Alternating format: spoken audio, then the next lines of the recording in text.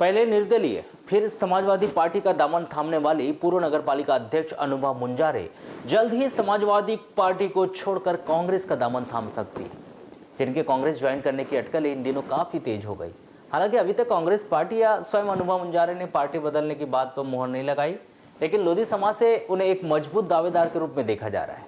जहां स्वयं अनुभा मुंजारे ने इस बार लोधी समाज सहित अन्य समाज संगठनों के आह्वान पर बालाघाट विधानसभा क्षेत्र क्रमांक 111 से चुनावी मैदान में उतरने के संकेत दिए, जिन्होंने न सिर्फ विशेष पार्टी से चुनाव लड़ने की बात कही, बल्कि हाल ही में आए उनके इस बयान से उनका झुकाव कांग्रेस के पक्ष में होने की बात भी कही जा रही है।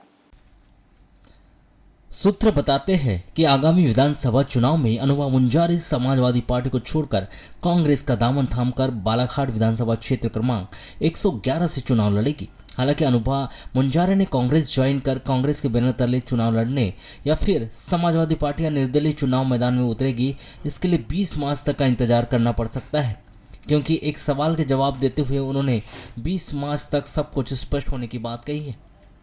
हालांकि आगामी चुनाव में अनुभा मुंजारे का रुख किस पार्टी की तरफ होगा फिलहाल यह स्पष्ट नहीं है, लेकिन सूत्र बताते हैं कि अनुभा मुंजारे ने पिछले दिनों मुख्यमंत्री कमलनाथ से मुलाकात कर कांग्रेस पार्टी से चुनाव लड़ने की इच्छा जताई है। सूत्र यह भी बताते हैं कि अनुभा ने बालाघाट विधानसभा क्षेत्र से चुनावी मैदान में उतरने की मंशा जाहिर की। हालांकि अभी तक कांग्रेस पार्टी या स्वयं अनुभा मुंजारे की तरफ से कमलनाथ से की गई इस मुलाकात को लेकर कोई बयान सामने नहीं आया है, लेकिन सूत्र बताते हैं कि आगामी 20 मार्च को अनुभा मुंजारे कांग्रेस की सदस्यता ग्रहण कर सकती है। बताया जा रहा है कि 20 मार्च को रानी अवंतीबाई का बलिदान दिवस है। उसी दिन बालाघाट में एक भव्य कार्यक्रम का आयोजन होगा। इस दौरान अनुभा वरिष्ठ कांग्रेसियों की उपस्थिति में समाजवादी पार्टी को छोड़कर कांग्रेस का दामन थाम सकती है। वहीं 20 मार्च को कांग्रेस की सदस्यता ग्रहण कर सकती है। हालांकि सूत्रों से मिल रही जानकारी पर अब तक किसी ने मोहर नहीं लगाई। आगामी चुनाव को लेकर पूछे गए सवाल के जवाब में उन्होंने बताया कि लोधी समाज और अन्य समाज के सभी बड़े बुजुर्ग, युवाओं, माताओं, बहनों, सभी लोग मुझे प्रत्याशी बनाने का सोच रहे हैं, इसलिए सबका आभार है। चारों तरफ से मुझे प्रत्याशी बनाने की मांग उठ रही है।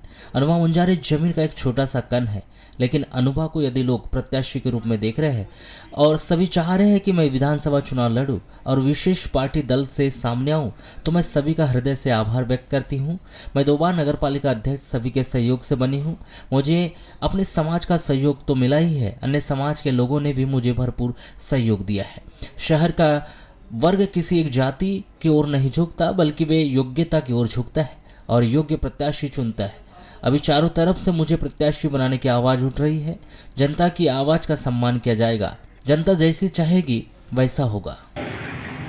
देखिए, मैं अपने समाज के और अन्य सभी का, जो भी हमारे आदरणीय बड़े बुजुर्गगण, मेरी माता, बहने, भाई और जो सब लोग इस तरफ सोच रहे हैं मुझे लेकर, मैं सबसे पहले तो हृदय से सबका आभार व्यक्त करूंगी कि अनुभा मुंजारे तो एक जमीन का छोटा सा कण है, लेकिन अनुभा मुंजारे को आप इस रूप में देख रहे हैं, इस रूप में आप चाह रहे हैं कि वो विधानसभा चुनाव लड़ें और एक विशेष रूप से विशेष दल से आए सामने और चुनाव लड़के क्षेत्र का प्रतिनिधित्व करने के लिए उनका कदम आगे बढ़े।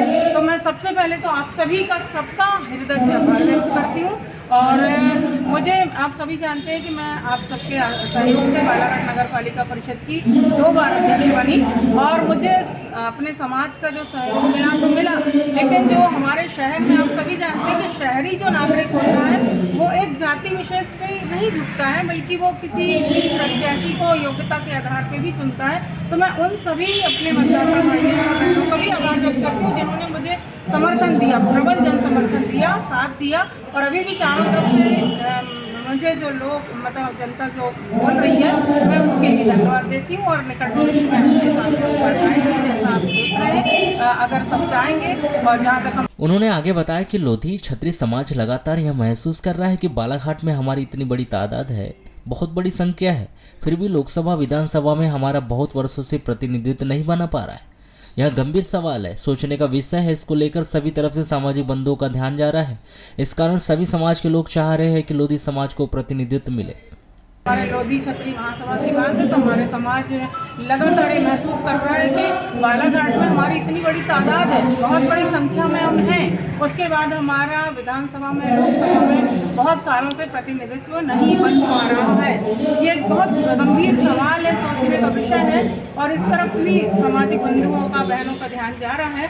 तो इस कारण भी सब चाह रहे हैं कि इस बार 2023 का क्योंकि चुनाव बहुत नज़दीक है, ज़्यादा समय नहीं है, नवंबर में चुनाव होना, तो सामाजिक बंधु, भाई बहन, हमारे आदरणीय बड़े बुजुर्ग और अन्य सभी समाज के लोग ये चाह रहे हैं कि भाई समाज को प्रतिनिधित्व मिले और जनता की पसंद में एक उम्मीदवार यहाँ से समाज का चुन के विधानसभा तक पहुँचे।